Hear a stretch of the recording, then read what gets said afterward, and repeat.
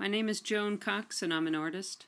I'm a painter primarily, but I'm also a photographer, and I'm a printmaker now that I've had the use of the wonderful printmaking facilities at the Fine Arts Work Center during my 4 residencies as a student at Mass Art.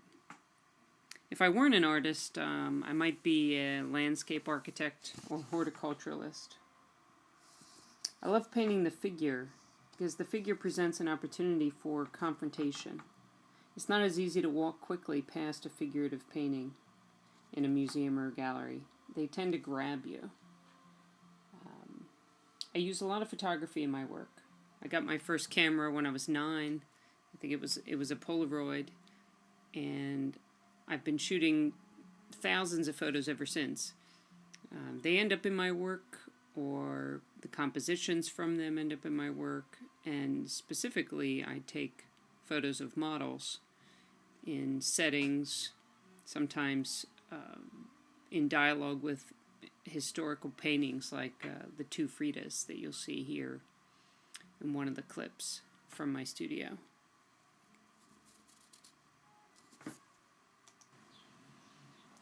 I love working in the print studio. It's something I can't do in my home studio. The excitement of making a print and the things that happen in the print room that you just can't predict really influence the rest of my painting. Some people like to ask me where I get the energy to print all day and then go and paint all night. But when I walk into the paint studio with a stack of fresh prints and put them up on the wall, the interaction that happens and then the things that happen on the canvas are really wonderful.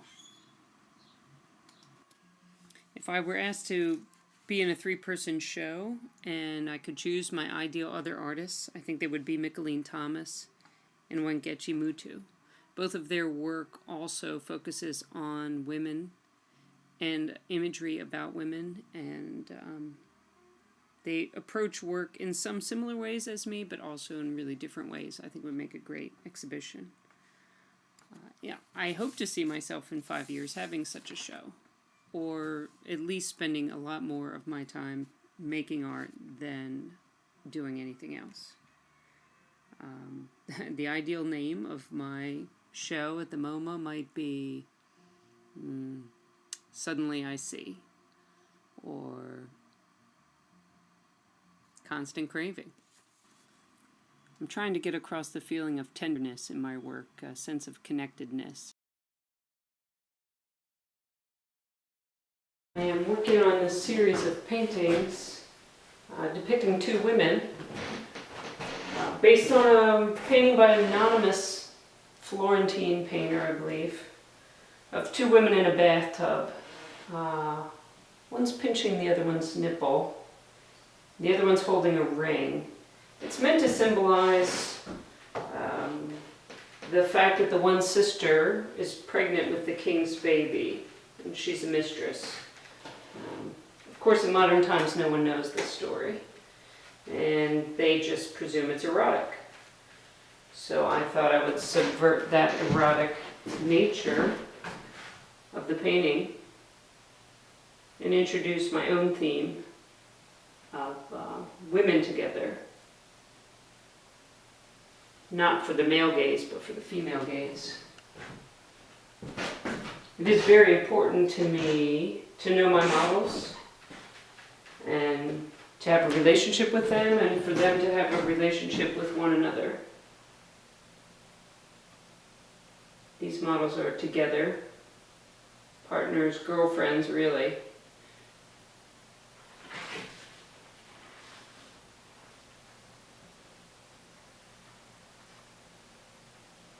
So I had them pose in this pose the same way, pretty much, as the original painting. But then I also had them interpret the pose for themselves.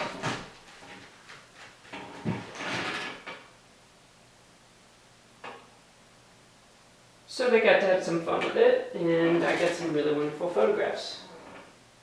I work from photographs because it's often hard to get models to, stay still or to set up paints for hours at a time. but also there's a drama of light and capturing something in a photo that's a lot harder to capture. Models tend to have blank stares after a while if you make them sit still for more than 10 minutes at a time. And my work's really about capturing the expression and the gaze that they have. And sometimes it's something that just happens, so I keep the camera rolling. I think I shot about 900 photos on the night that I had these models come over. And so far I'm shooting in my own house, making little sets and finding props.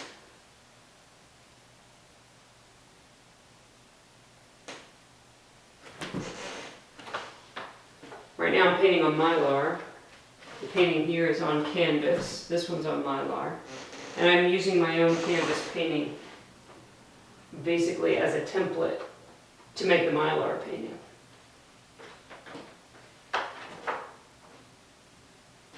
I've also done some watercolor monoprint studies, which help me loosen up and find the gesture that I want to repeat in the painting. I like abstract passages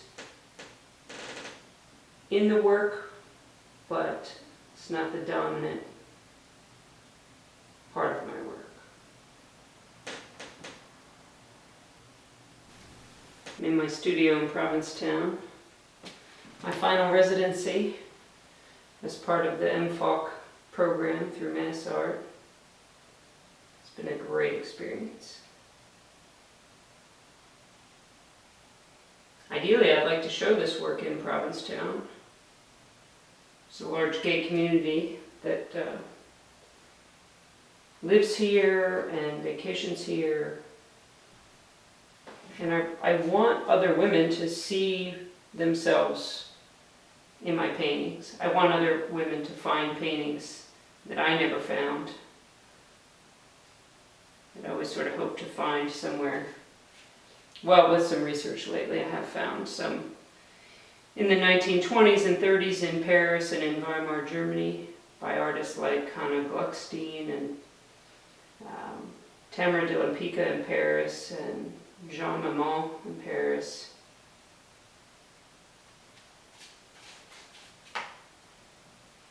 So I've been looking at a lot of that artwork that they created.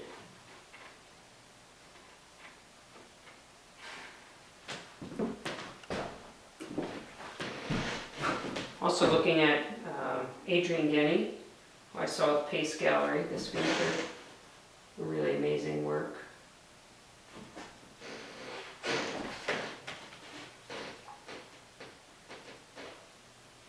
I guess if I had to only work with 3 colors, if I had to be limited, it would probably be burnt sienna, alizarin crimson, or some kind of magenta, and ultramarine blue.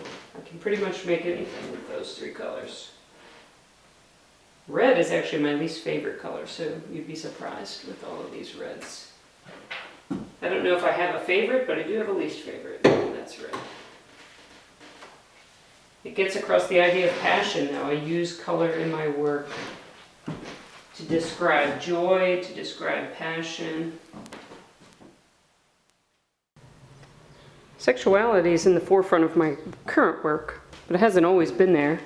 It took me about 10 years to come out after I realized I wasn't straight, and it took about another 10 or more before I had the courage to paint women in intimate settings together, to focus on my identity. After college, I finally came out. I was about 24 years old.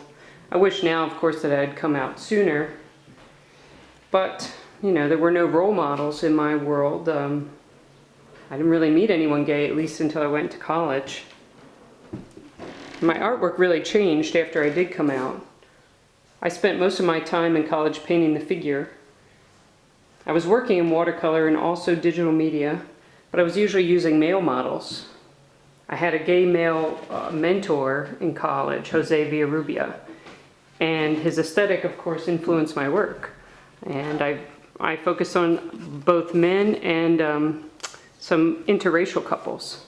I was chosen for a Critics' Pick exhibit in Baltimore. It was a pretty big deal at a local gallery, and I think when the New York critic came down to my studio, he was expecting a Spanish man named Joan, or however you pronounce it.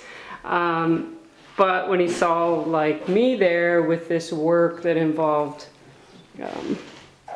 some collage, mixed media, watercolor, and a lot of male figures, I think he was confused. And that's when I came out shortly thereafter and I realized, you know, I really should change the focus of my work. So I painted some images of women for a while, but then I wanted to switch media, so I moved to oil painting. And I kind of took the figure out eventually. I wasn't really ready to face maybe the issues that I wanted to talk about in my work. So I decided to paint fruit. Really large, expressive, colorful, vibrant fruit and plant life. And I tried to imbue them all with relationships, figurative narration kind of happening between the fruit on the canvas. And they were large, like in the sense the way that this painting here is about New Orleans, very large and expressive brush marks.